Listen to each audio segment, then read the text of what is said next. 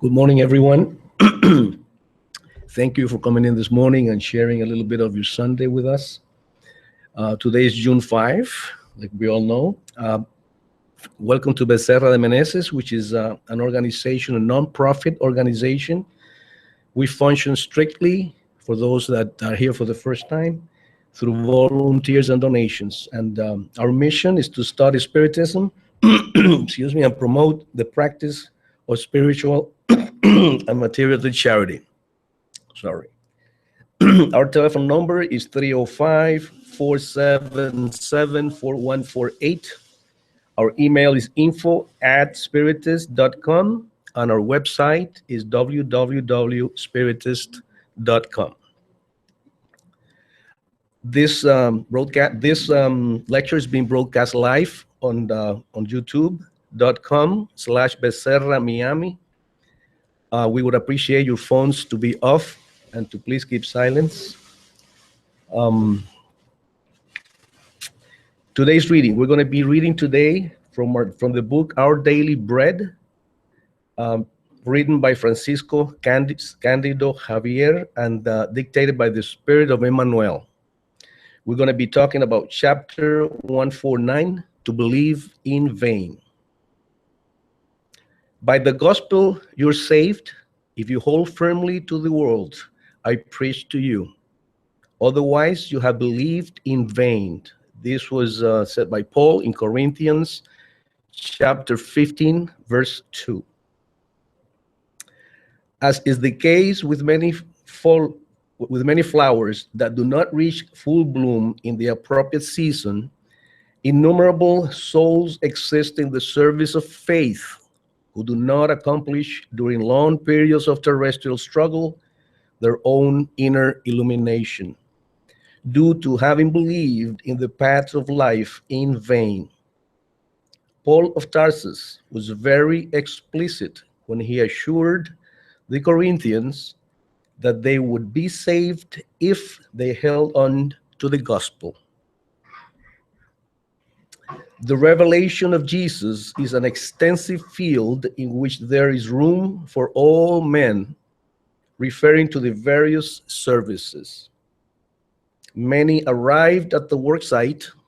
However, they do not go beyond the word, cooperating in purely intellectual organizations. Some improvise theological systems, others contribute in statistics, and others are still preoccupied with the historic locality of the Lord.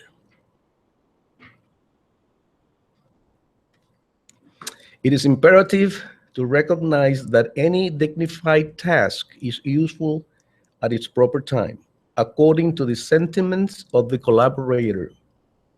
However, regarding the eternal life that Christianity unfolds at a glance, we must retain within us the teaching of the Master, looking towards the needed application. Each student should be living in the book that Jesus is writing with the evolving materials of earth. The disciple should engrave the gospel in his own existence, or he will have to prepare to restart the apprenticeship once again. Because without first fixing within him the light of the lesson, he will believe in vain.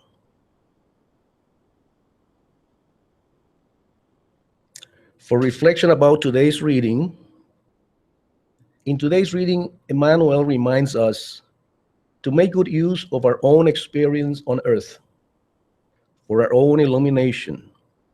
There is room for all men and women in various services.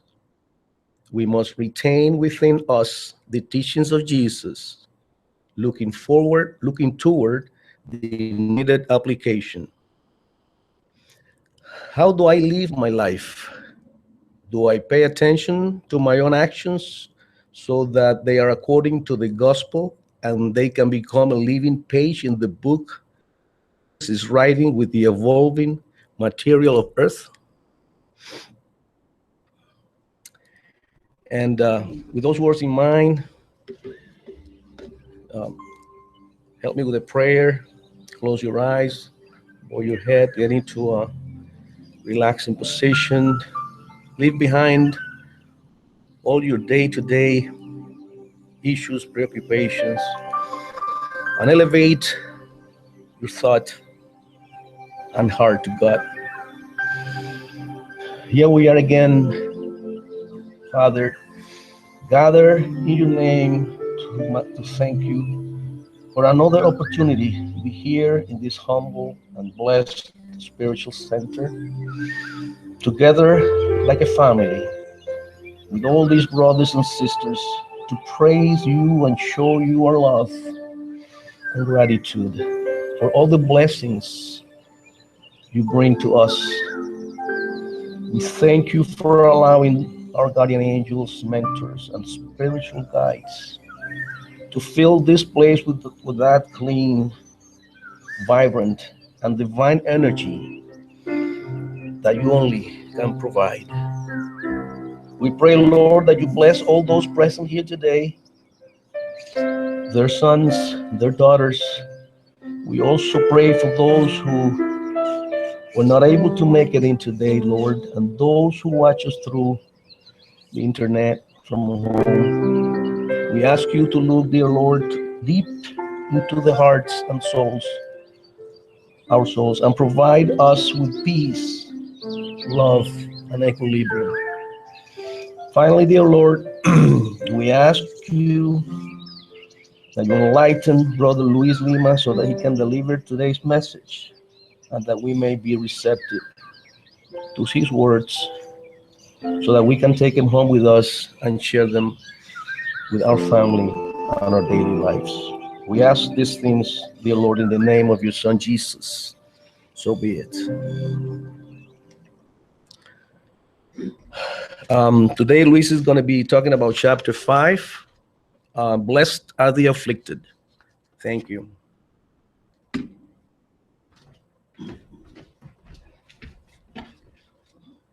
Okay, good morning, everyone, again. I brought this subject with this title, Sufferings and Afflictions, because that's what chapter 5 is about. It is based on chapter 5, but we're not going to really read chapter 5 line by line or step by step. It's just the concept and the idea. The title of the chapter is kind of strange. Blessed are the afflicted.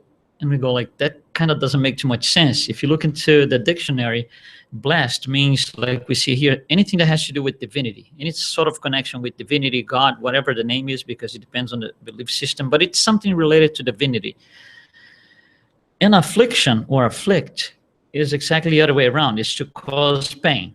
So the general idea here is if you connect to divinity, you suffer. And that's not what it is. So what we want to do today is explore what is taught in this chapter by Allan Kardec based on Jesus' sayings and understand why he's saying that blessed are the afflicted. So we're going to draw a few things over here, as you see on the top. We're going to reflect a little bit. We're going to understand undergoing afflictions, overcoming afflictions, which is much better than undergoing them, of course. And then we're going to take a conclusion. But we're going to start with the timeline. In this timeline, there's a now moment. The now moment is us right here, right now.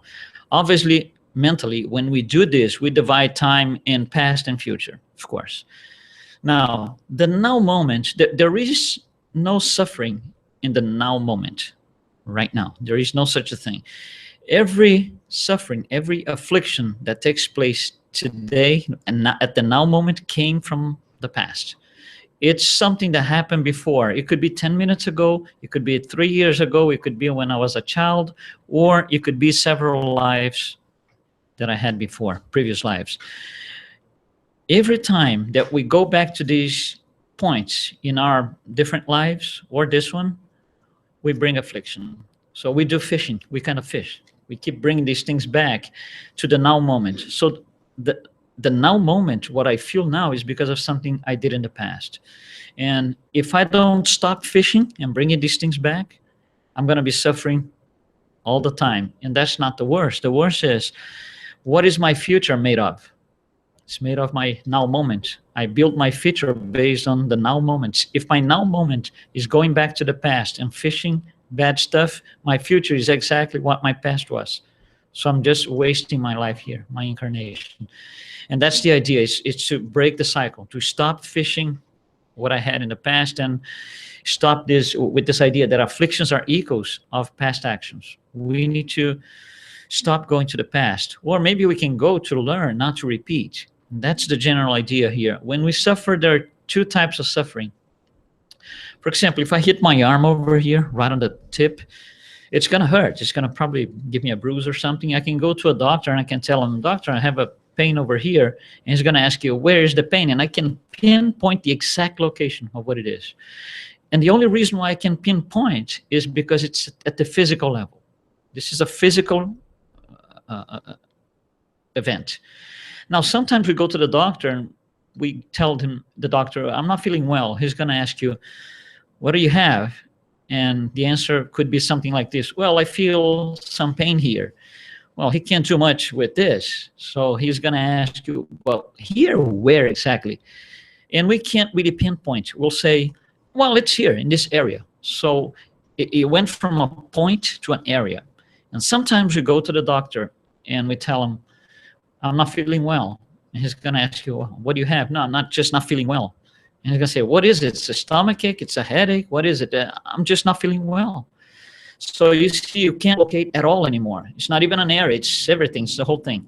And that's what the difference is between suffering in the physical plane and suffering in the perispirit. When we suffer perispirit, which is fishing things from the past, that's why we can't locate. So every time I'm going through things like depression, for example, where is depression in the body? It's not a place, it's not a point. There's no coordinates in the body that we pinpoint depression to. It's at the perispiritual level. Today we are talking about this, the perispiritual level, not physical events.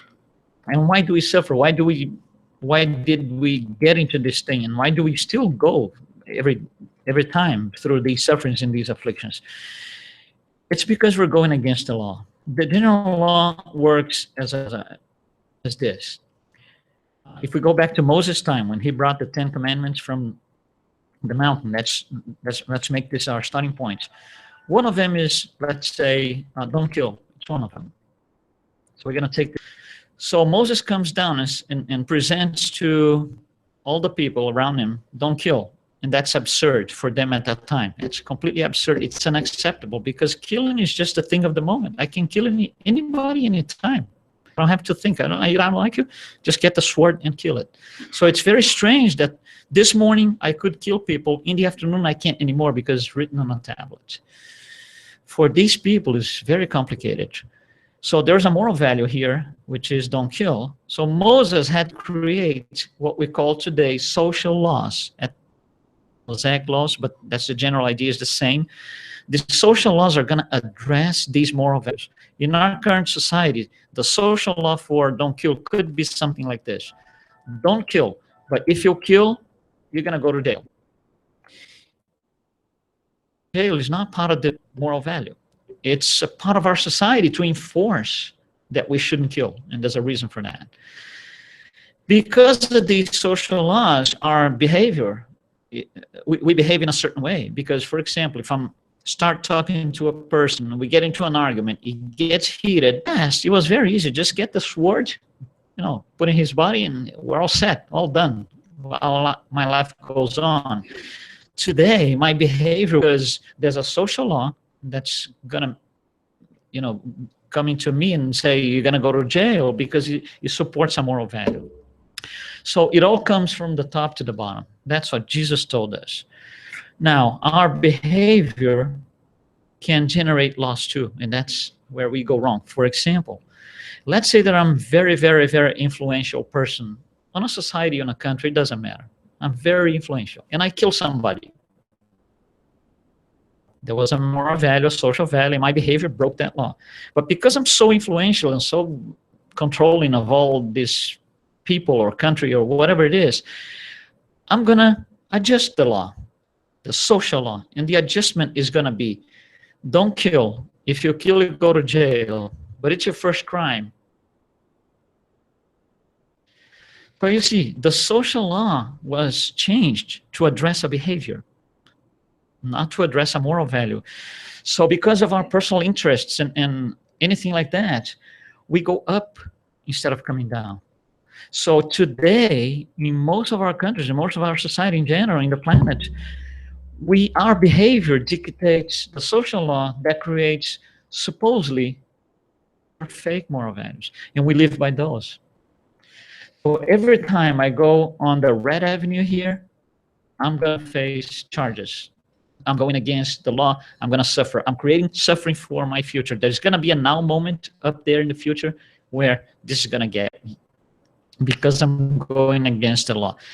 And we keep doing this and repeating and suffering, and this is life after life after life after life. And we get dissatisfied. We don't think our questions are being answered, and we revolt and different things. And there's a point where we have to make a decision. There's only two avenues. If we take the green avenue of responsibility, I'm going to look at my life and my choices. I'm going to say, hold on. My life is not going well. Let me bring everything over here, put it in this table, and I'm going to work on this thing and solve these problems. So I'm going to analyze my choices. This is what I call the moral refinement. I'm going to see what my choices are, what I've made, and which choices were not good, which ones were good, what can I do better. Moral refinement. So everything is under my responsibility. Now, I can also take the other avenue, the red avenue, which is the avenue of victimization. That's a dangerous one. If I decide to take this, you would work some more or less like this. My life is awful, everything is wrong, nothing's going well, and all it's because of what you did. I'm a victim of what you did. Okay, so once that is stated, once I accept that I am the victim of what you did, how do I only get fixed when you undo what you did to put me in this situation? So I'm going to wait for you to undo what you did. And I'm going to be waiting. And I'm going to be waiting. And I'm going to be waiting. I'm going to get tired. I'm going to get tired and I'm going to revolt because you're not doing what you're supposed to do for my standards to undo what you did. I'm going to revolt. I'm going to go. This thing is going to become a snowball to the point that we go into what I call moral implosion, where I can't take this anymore. I can't take this anymore. That's it. And then we go into depression, drugs, and different things, alcohol, and so on. Because we are at the point of moral implosion. Nothing is right in my life because of what you did, and you're not doing anything to fix it. That's victimization. When we are a victim, we have to wait for something from outside to come around and fix the situation. That's what we call the savior. That's the idea of a savior. It's gonna come in and save me from all this situation that you guys put me in. I'm gonna be waiting for this savior for a very long time. Because if I want to change, if I want things to get better, I have to change avenues. I have to switch gears. I have to get away from the victimization avenue and go into the responsibility avenue.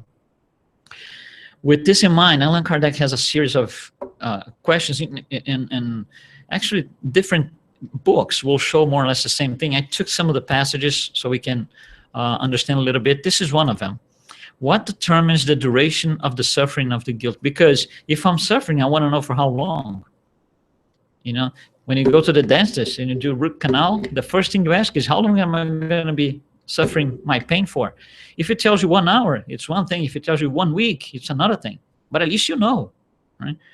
We know how long it's going to be this suffering. Now, here's the question. How long does it take for me to get away from this situation? And the answer is very straight. The length of required time for their improvement. And if you keep reading in red, depends on the time it takes to improve itself. Meaning, I have to do something.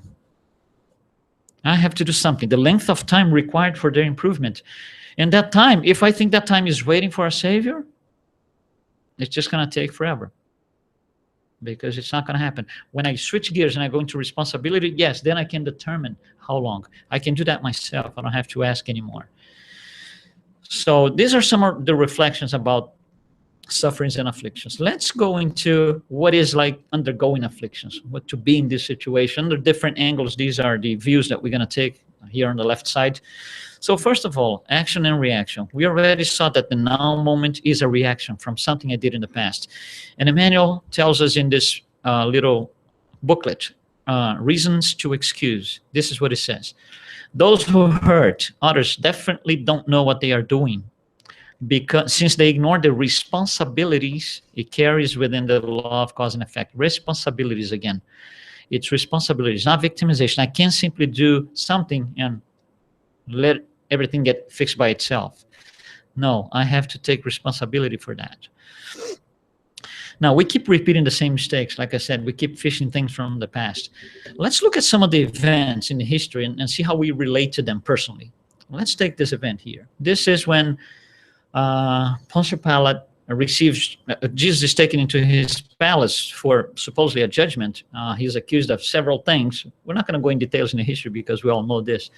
But Pontius Pilate, he's interested in his power, in his position. So he's like, well, this guy, this is what he's thinking.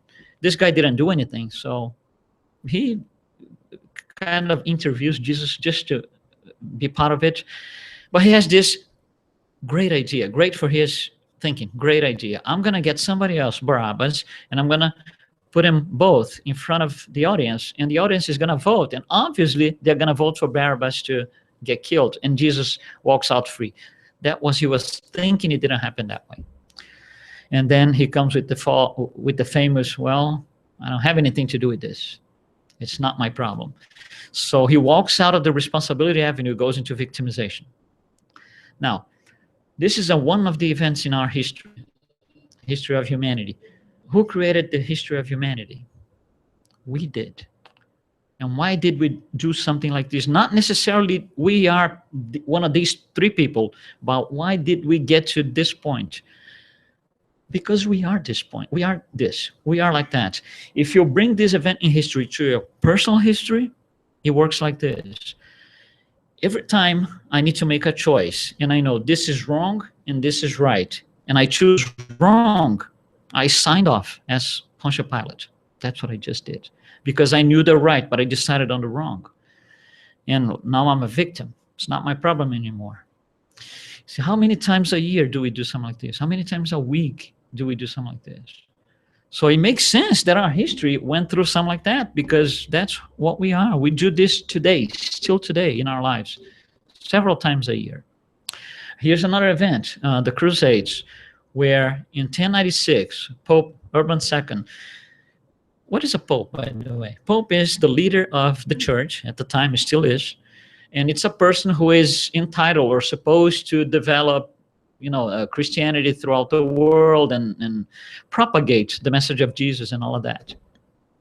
So Pope Urban II in 1096, he calls for every single Christian to go to Jerusalem to kill every single Islamic person. If you get to the gospel, this is not written anywhere. Jesus never said anything like that. It is a pope. Now, this is an event in history. Now, bring that event to your personal history. Every time I recruit people to do something for me against somebody else, I'm signing off as Urban II. And we do this several times a year. We do this several times in our lives. Oh, let me do this. Let me get these people to make this happen. It's going to be bad for him. That's what I want to do. We do this. So why did we have an event like this in history? Because we are like that. We're still doing this. Here's a third event, the Inquisition. Inquisition for way over 500 years. Some dispute 500 years or 1,000 years. It doesn't matter. It matters is the concept. What is Inquisition? It's a set of dogmas and rules that every single citizen has to follow, dictated by the church. And if you don't follow, the fire. And it's like this. There's an expression here in the United States that defines everything. It's my way or no way. That's what the Inquisition is. So every time we take the approach, it's my way or no way, and we force somebody into a situation or a group of people into a situation, it doesn't matter. Every time we do this, I'm signing off my actions as the great inquisitor. That's how I'm signing off. And we do this several times in our lives. So we keep repeating history. Here's another one. Not that we want to talk about this much because it's just awful and horrible. But if you think about the beginning of Hitler rising into power, he didn't know it was going to get that nasty. It wasn't really his idea. He wanted the power to control a few things. And then when he got into power, things got out of control. Getting out of control. Think about this. Let's say, for example, this person is my great friend for years and years and years. And suddenly I go to her and I say something not really good about her. I say, oh, you don't know her? No, she did this, that. You don't know her. She did this and this and this. And she talks to him and to him and to her and to her, and he goes back to her. And now I have to face her in a completely different situation. I had no idea it was going to get that nasty. That's what this is. We do things, but we don't measure the consequences. We tell things on the back of people, behind people, and we don't know the consequences. And then we have to face suffering. And then we don't want to suffer. But we do this, we do all of this. So these are just 4 of the events in history. If you bring them into your personal history, it makes more sense because they happen because we are that way. Here's another angle of seeing this thing. Feeding sufferings. Keep doing it constantly. This is one of them, attached to material goods. If you think of, there's only one thing that is common to all belief systems. Belief systems are not religions. Materialism is a belief system. Atheism is a belief system. Religions are belief systems. So of all belief systems, there's only one thing that is common to all. One thing only. When you die, the chair doesn't go with you. The remote control doesn't go with you. The car is still in the garage. The computer is still on the desk. That's the only thing common to all belief systems. But we live our lives as if on that special particular lifetime, it wasn't going to happen that way. So we live by standards that get us attached to material goods as if we were going to take them. And it was going to make us happy or whatever it is. And we keep repeating this thing. We don't break the cycle. Breaking the cycle is the key here. It's not going back to the past and fishing, like I said in the beginning. Here's another one. Desire to control someone else's life. The problem is not really the desire to control someone else's life. But when I control someone else's life, I'm not controlling mine. Because if I had control of mine, I wouldn't control anybody else's life. So these are things that we do. Most of them are not at the conscious level, but we do. But we can detect when we do something like this. It's after the fact, it is. But we can detect something like this and say, well, it's time to stop suffering. It's time to break the cycle and do something different. Here's another way of looking at this. The situation with the justice. Everything is unjust for us. Everything is wrong because I don't have the latest this, the greatest that. So he does, she does. It's never good. It's never good.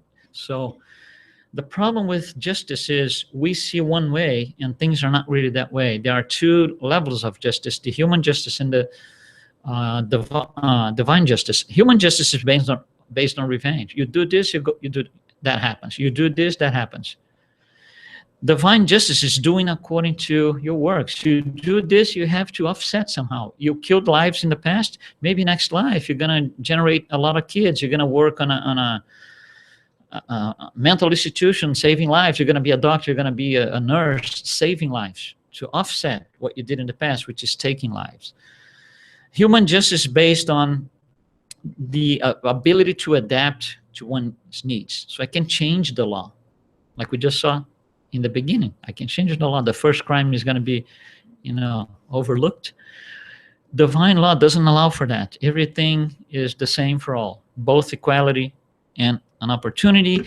Human law is not universal. Divine law is. What does it mean? It means if it's universal, it transcends time and space.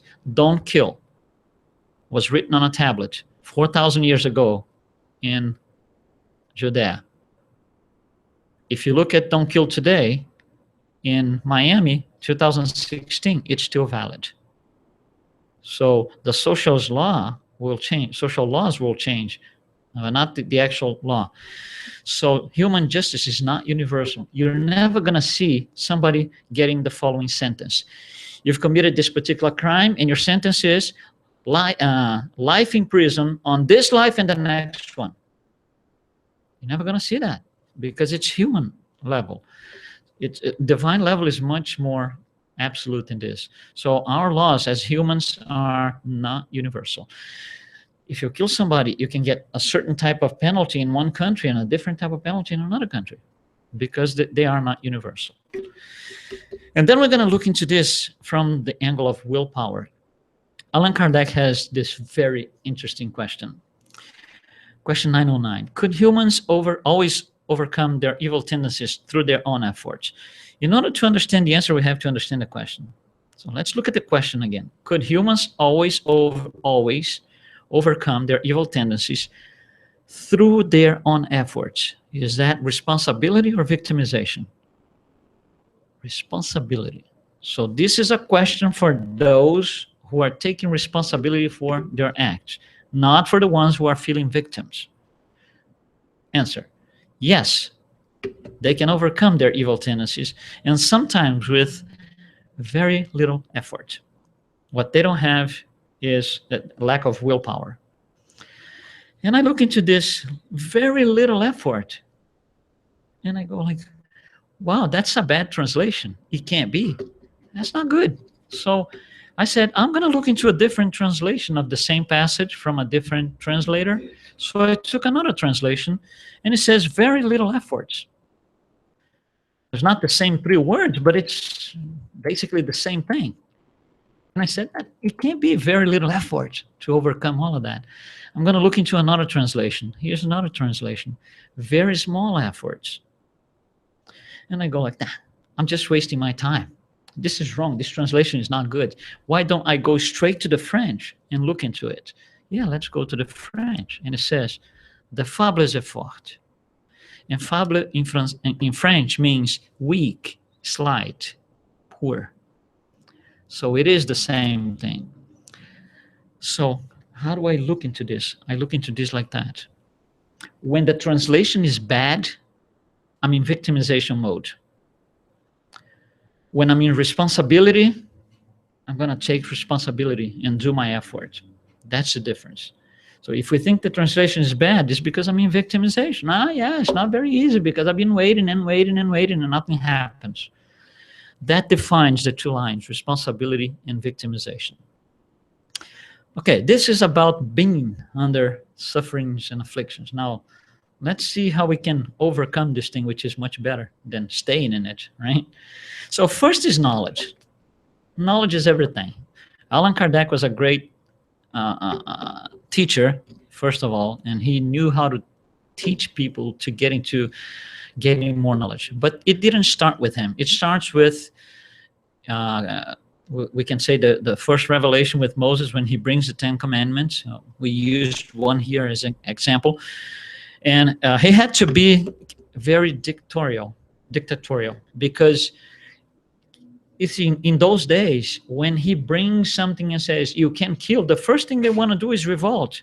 And they almost killed him because it was absurd at the time. So he had to come with these social Mosaic laws to address and support what he was bringing to the people. Then comes the second revelation when Jesus looks into the same law. He didn't change any of the law. He looks into the same law and takes a different approach. We don't need the imposition anymore because we've been living with that for 1,300 years, 1,200 years. We already got that. So he's going to take the counseling approach where he's going to say something like this. Here's the adulterous woman. I don't blame you, but let me give you some counseling here. Don't do this again.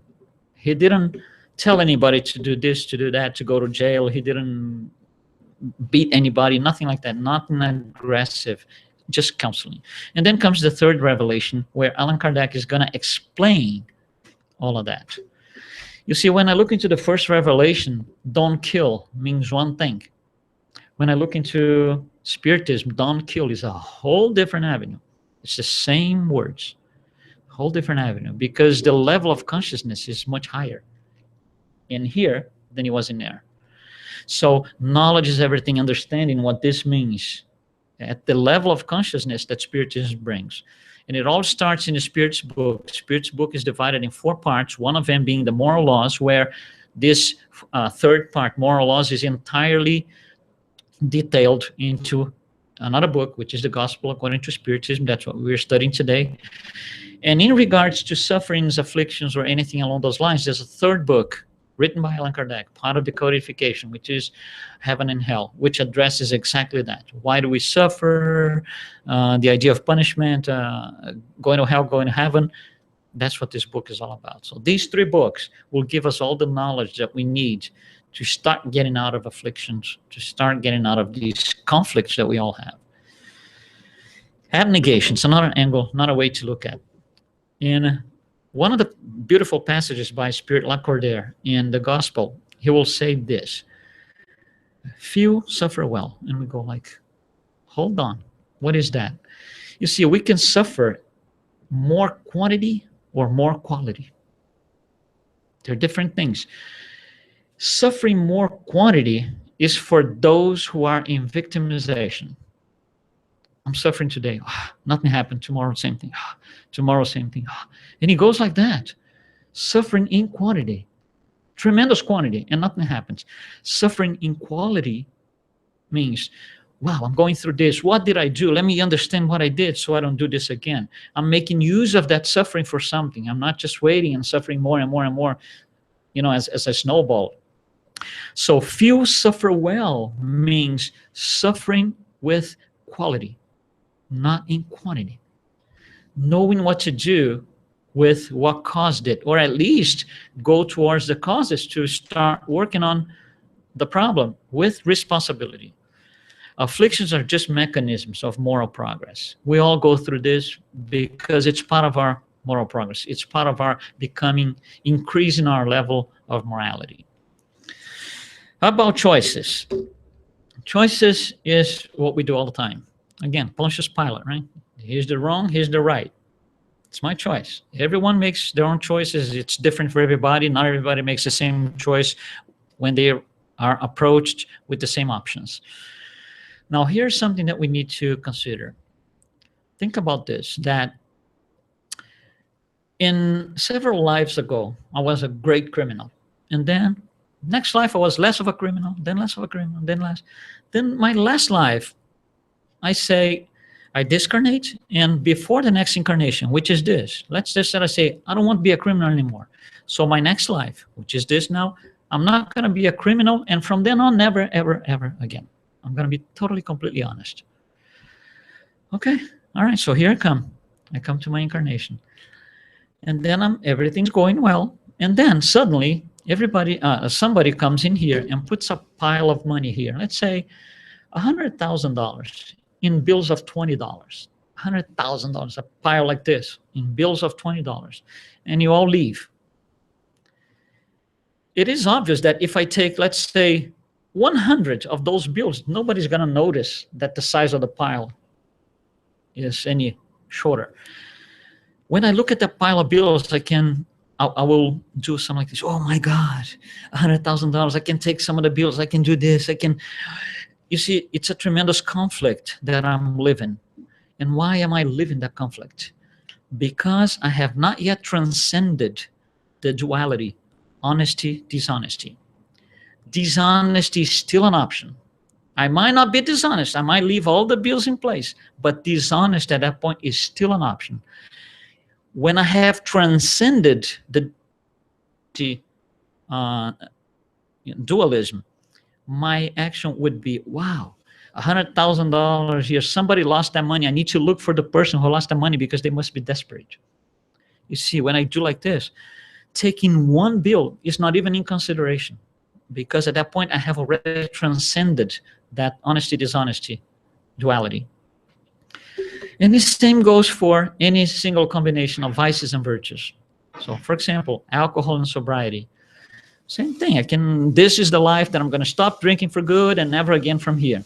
Then here I am. My incarnation is nice. We go to a party. Somebody puts right here in front of me the most desired bottle of whiskey ever. Most expensive and most desired. And you all leave. And you give me a glass here. I can go like, wow, sweating. Oh my God, this is the whiskey that everybody wants. I don't know if I take this or not. If I do this, I'm still in the conflict. I have not yet transcended the duality, alcoholism, sobriety. Alcoholism is still possible. I might not drink it, but still possible. The day that I cross over, that I transcend that duality, my action is going to be like this. Oh my God, somebody left the most desired bottle of whiskey here. We have some friends here in this party that if they see this box, it's going to be trouble. Let me put this thing away. That would be my action. Now, that's the interesting part. Because we are here on trials and expiations, we are all the time presented with these two dualities. So we live dualities all the time. The ones that we have crossed over, the ones that we have transcended, don't matter anymore. And that's what Jesus means when he says, he's trying to teach about sobriety, about transcending the dualities. And he says, know the truth, and the truth will set you free. What does he mean? Know the truth is, here are the two dualities. When this one doesn't matter anymore, there's no duality anymore. There's only a truth. This is my truth now. Honesty, sobriety, and so patience, tolerance. There is no possibility for impatience, for intolerance anymore. So these dualities are destroyed. So that becomes the truth. Know the truth, and the truth will set you free. Free from what? From suffering, the conflicts of having these dualities and not knowing what to do with them. And being Pontius Pilate all the time, signing off as Pontius Pilate all the time, making the wrong choices instead of the right ones. And here's an idea for us to get away from this thing. It's not easy, but it's an idea. It's easier for us to deal with material things, analogies, because they are touchable per se. So we're going to use the sun as an analogy. Not that we can put our hands on the sun, but it's something that we see, we relate to as a physical object per se. And then I would ask you this question. What time is night on the sun? If you think about it. Because it's night here at 6 o'clock outside. What time is night at the sun? It's a tricky question. And the answer is, it's never night. But then the next question comes right after it, which is, why not? And that's what we need to understand for good. Why not? Answer. Because the sun is the source of all light, not some light, all light. The sun is the source of all light, never goes dark. When am I going to be in peace? When I am the source of all peace. It's not when two guys in suits and ties go to an office and sign off on a paper and they fly away to their countries. No, we've done this thousands of times in history. It still didn't fix it. I'm going to be in peace when I'm the source of all peace. When am I going to be tolerant? When I'm the source of all tolerance. When am I going to be patient? When I'm the source of all patience. So being the source is what takes me out of all these dualities. If I'm the source of honesty, there is no dishonesty. It's impossible, because this is the dark side. If I'm in sobriety, there's no possibility for alcoholism, because this is the dark side. If it's never dark, I never get to the other side. So these dualities don't exist anymore. They have all been transcended. When we transcend all of them, then we don't have to incarnate anymore. We're done. Then we are at a whole different level. And the last way to look into overcoming afflictions has to do with science. Science has developed so much in the last 20 years, especially 20 and 30 years. We have something new called neurosciences, which comes from a blend of different sciences. So, for example, biology starts studying the brain in the past. And there's a point where they hit the wall. They can't explain anymore. Then comes psychology and says, no, but there's a mind and this, and they go study, and then they hit the wall because they can't see anything anymore. When we put a blend of things, and these are the major ones, neurology, psychology, quantum physics, technology, biology, and some others, but these five, when we blend this thing, and that happened about 20, 30 years ago, we started finding a lot of things. We were able to understand a lot of things. From neuroscience, for our study today, we're going to bring two ideas. So neuroscience is to study the physical activity in the brain. That's what you study. This is one of the images that we see more and more out there. This is a machine called PET scan, okay, a brain scanner. What this machine does is this. It tapes, or it records the metabolism, the metabolic actions in the brain. Obviously, we know what this means. So, for example, if there's activity in the back of the brain, when the doctor looks at, he knows the person is using the retinas to see something. When there's activity on this side, he's listening to something. So that is prior knowledge to using the machine. But we know that. Science knows that well. So we put this guy in the machine and tell him, here's a chocolate bar, eat this. And we're going to record your activity. So record the activity, send the guy home. 2 weeks later, we bring the same guy in and tell him, go into the machine. But this time, I'm not going to give you the chocolate bar. I'm going to ask you to remember the day you came here and ate the chocolate bar in the machine. And we record. When we compare the two recordings, they are exactly the same in position and intensity. So for the brain, it doesn't matter if it's something, you see, this is the metabolic activity. It doesn't matter if you're remembering or living it. So every time I go do fishing in the past, I'm living it in my body, physically. So my body suffers the same thing that is suffered before. That's why some of these, what we call traumas, body suffers, and you can't really relate to anything that you know of, because it might have taken place several lives ago, but it's memorized in the mind, brought into the brain in this life. And the physical activity in the body is the same as that day. So the brain doesn't know if you're imagining, remembering, or living it. It's always the same type of activity. It's very powerful. Our brain is very powerful. But there's another thing that we need to bring in from neuroscience. It's called something called neuroplasticity. In very simple words, if I ask you, what is the shape of the public's bag? Depends on what's inside. If I put a ball inside, it's one thing. If I put a box inside, it's another thing. So the shape depends on the content. And it changes all the time. You can use the same bag for different, you put different things inside. As you put different things, the shape changes. The brain works exactly like that. It does its neuronal connections, which are dynamic, but they change all the time. Here's a very simple example. If you break your arm, okay, and you go to the doctor, they put you on a cast, and you have to live like this for 30 days. 30 days. On day 31, you go back to the doctor, he takes it out. And you go out of the hospital like this, with no cast. Everybody's looking at you on the street like, what's happening to that person? Because the brain has to relearn that, yes, now I can do this. It takes time. It takes a few days. It takes maybe a week or so, depends. It's different for everyone. The brain has to be reshaped, has to redo all his the behavior is going to have to be learned again. And it takes time. So in studying all of this, science discovered something very interesting, that the mind is in control, that we know today. When we, using our mind, make our choices, that's going to generate the neural connections. They're called synapses. These connections are going to take place on the fly. It's dynamic. For every choice that I make, the connections take place. And then the brain is going to put commands out to the body, and the body is going to go into a certain dynamics. So this is what we know from science. So it comes from the mind to the certain dynamic of the body. Science, studying this, found out that what makes this dynamic is the attention that we put on the mind. I don't know if you ever noticed, but for example, let's say I'm watching television, and there's a lot of people talking about, but it's the thing that I wanted to watch. I don't want to lose that. And then I concentrate so much because I want to hear.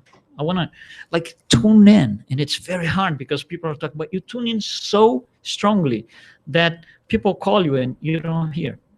When your program is over, they'll come to you and say, what happened to you? I've been calling you. You don't listen to me. I don't know if it happened to you. But this happens all the time because the brain is so tuned into that. That's what they call attention. Attention here is a technical word from neuroplasticity. Attention is what makes the mind go into a certain dynamics. In Spiritism, we know the same thing, but we don't call attention. Attention is a technical word. We call willpower. Remember, very little effort, but we lack willpower. We don't put the attention where we should. Our attention is into something else, not into fixing our problems, taking care responsibly of the actions that we do. We are not centered on that. We are not focusing on that. Attention changes the brain. The day that I decide to put my attention on fixing my problems and so, my body is going to be different because the brain is going to give different commands to all my cells. My body is going to get better. Sickness goes away, arthritis goes away, things like this when I start putting effort and putting my attention using the technical word or willpower using our word. So let's go and try to just wrap up all this idea. First of all, when we don't know what to do, when we are suffering in the now moment, which came from the past, and we don't know what to do, the best thing to do is to ask, what would Jesus do? When I have to make a choice, when I want to stop signing off my actions as Pontius Pilate, and I have to make a decision. This is one choice, this is another choice. This is supposedly right, this is supposedly wrong. What would Jesus do? It's kind of easy, right? He would do the right one. That is what I call being the 1 minute Jesus. On that minute, on that now moment, let me be Jesus here for a minute. Let me make my choice. If we do this, we're never again going to make a wrong choice because he wouldn't. That's one idea. Here's another idea. Follow Jesus, but don't ask him to follow you. It's different. When I follow Jesus, I'm in responsibility mode. When I ask Jesus to follow me, I'm at the bottom of the well, waiting for the Savior. Come here, follow me. Come here. Don't ask him to follow you. Follow him. Okay. Number 3, the brain buys what the mind sells. The mind is what the spirit is. If the spirit tells me, if the spirit puts on the body a certain condition, the body will respond accordingly. The brain will make it happen. We just saw that with the attention thing. Our attention has to be on the things that we want to fix it. If we want to fix it, it's a choice. And that takes us then to the last point here, which is this. Think about this. We've been suffering for years in this life. We've been suffering for lives within eternity. Now, we are masters. We have PhD in suffering. We are masters in suffering. We know everything about suffering. We are great masters of suffering because we've done it all. We've seen it all. That's our concept. And I can't suffer anymore. Okay, so by the neuroplasticity standards, using my attention, what would happen if I use the knowledge, all this knowledge that I have about suffering, and I go to a mental institution or a hospital or a jail, and I go talk to that person who is suffering? In the moment that I'm with that person who is suffering, and I'm trying to, whatever it is, just give him a few words, console, read some passages, it doesn't matter what it is. During the time that I'm with that person, what happens to my brain? Where's my attention? On his suffering. What happens to my suffering? I don't suffer. I'm shaping the brain. So here's what it is. Leaving our afflictions behind, the best choice is to help others. As I help them, I'm not fishing anymore. I'm not feeding my own sufferings anymore. That's neuroplasticity. Telling the brain that go there and help that person. And the brain is going to have to absolutely automatically forget my own sufferings. And that's what we should be doing. So when we look at this, blessed are the afflicted, it makes more sense. It makes sense because the afflicted, us, are those who are blessed to have the knowledge to go to somebody else who is under affliction, under suffering, and help them. We can only help those because we've been there. We can only help those in affliction and sufferings because we are masters, postgraduated, we got PhD in suffering. And when I do this, I forget about my own sufferings. Thank you very much. Have a great Sunday. We're going to do the final prayer. Right?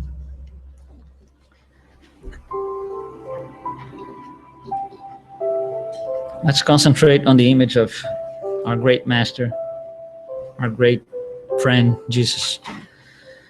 Master Jesus, thank you for the opportunity to be here together this Sunday morning for another great lesson, for the opportunity to learning more about your beautiful, beautiful teachings. Thank you for the energy, for the love, also for the spirits, the mentors of the house, the friendly spirits of the house who prepare the environment for us. Thank you very much. Dear Master, please take your energy towards those who are suffering in hospitals. Many of them do not understand why they're going through those situations, through those conditions. They revolt, they say blasphemy. Also, please take your energy into prisons where the prisoners are still revolting. Most of them, again, do not understand what they are going through these sufferings, through these situations.